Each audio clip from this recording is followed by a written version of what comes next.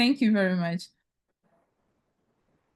Greetings from the Africa Center for Energy Policy in Ghana.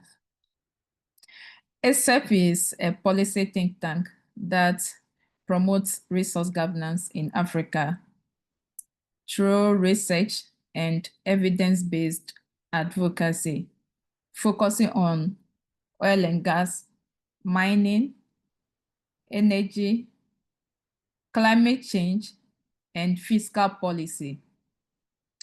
My name is Roselyn Mawufemor Fiagbe, a policy analyst with the center, and I will be speaking on women entrepreneurs in the mining sector, empowerment and innovation, focusing on artisanal and small-scale mining.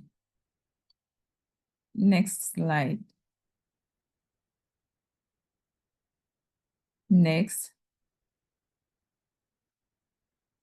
Okay, so I'll look at the introduction, some puzzles of women's participation, some key challenges, innovation in action, innovation by women, and some, of course, recommendations and conclusion. Next.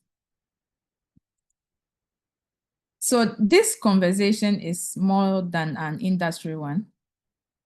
It's a gender justice issue, an economic development priority, and a call for inclusive innovation. ASM provides livelihoods for over 40 million people globally, with women being 30% in Africa. And this number can rise to 50% in some of the regions.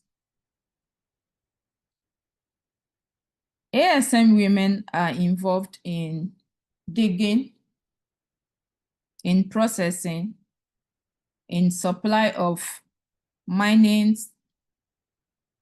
equipment.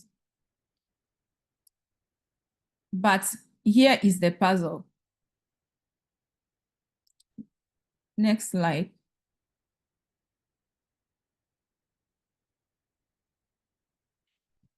So despite their critical roles, they don't have control over mining licenses. They are not able to access financing.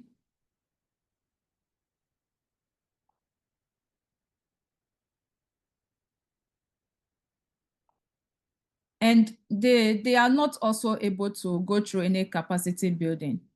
Next slide. And some of these key challenges that hold them back is the fact that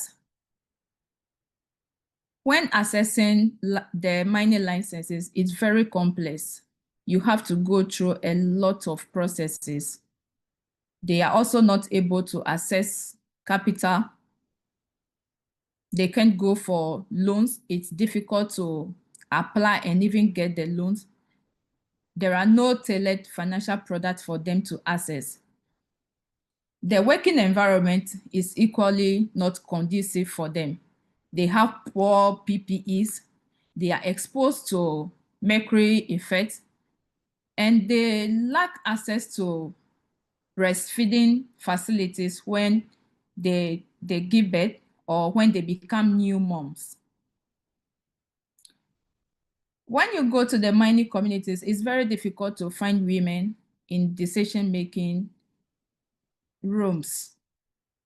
Where there is a mining mineral development committee, you see only one woman representing. Where you are seeing 4 or 5 men, they are excluded. They don't have access to technologies, and some of the trainees too, they are not privileged to go through it. There is a gender disaggregated data. So it's very difficult to get the right information and to make the right decisions concerning women in ASM. National policies are limited, so there is no gender mainstreaming. It's difficult. because we don't do research to know the number of women that are lacking those opportunities or breakthroughs. Next slide.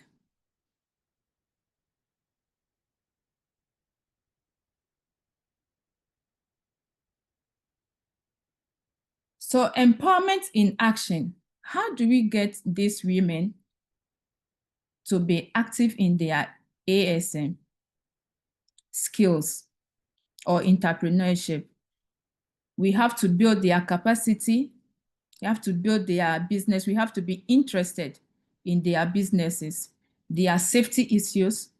We have to be very interested and give them sustainable trainings, not once in a while training. Constantly, we have to train them.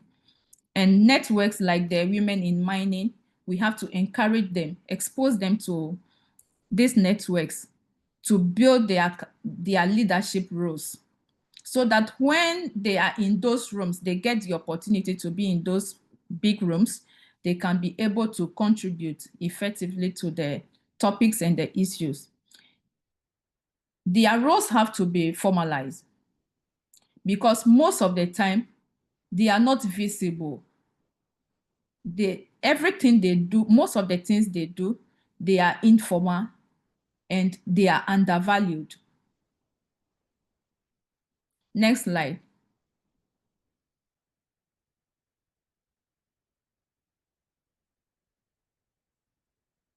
So currently there are platforms, mobile platforms, that we can actually expose these ASM women to.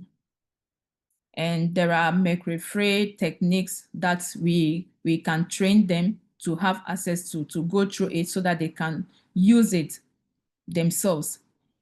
And we have to expose them to business models, encourage them to build up cooperatives. These cooperatives comes in different forms. And so they could share their ownership and bargain for any skills that they need. So last week, Ghana was about to launch a new product, that's Responsible Cooperative Mining and Skills Development Program, when the tragedy happened, which was last week. I'm sure most of us heard about that tragedy. They were going there to the mining community to launch this particular program. Next slide. So I have these few cases for us to pick some of the vital things from. It's always good when we do the comparison analysis with other countries, so that what is working for the other country, we also try to adopt some of them. And so in Tanzania, this cooperative, their focus is on clean technologies, and then they organize funds to execute some of the community projects, be it education and health. In Ghana, we have the Adan Salt entrepreneurs. And when you go to the mining communities in the Western regions especially, we have some of those cooperatives. Theirs is to always be engaging them and be taking them through the best of what to do. And we have mobile apps that track their production and manage their cooperatives. It's not all of them that have the skills to manage these finances. So it's very good if we come on board together to support them in one way or the other. Next slide. So I have these few recommendations and conclusion. So we have to be intentional when it comes to the formalization of women's roles. We have to support them to get their licenses and make it very simple and easy for them. When there are legal reforms, then policies can work effectively.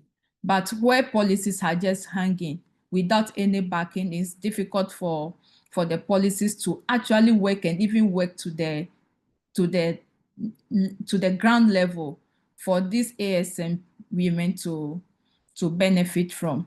We have to give them inclusive financing, encourage them to access funds from microcredit, and even the microcredit, some are difficult to give out loans for to these women. So we have the knowledge, we have the capacity, and so we have to be engaging these micro credit facilities to release the loans, to give them grants so that they can build up their entrepreneurships.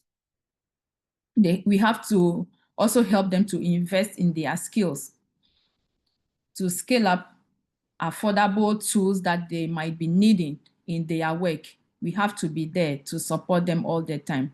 We have to be advocating. We have to be there for each other as women, to advocate wherever you find yourself in any room. You advocate for that woman out there to be part of decision making, to be part of policy making, so that the policy doesn't benefit only some aspect of the individuals or the citizens. It benefits everybody equally. And then we have to get the right data, which will help us to inform the kind of interventions and the policies to give to these women to benefit them.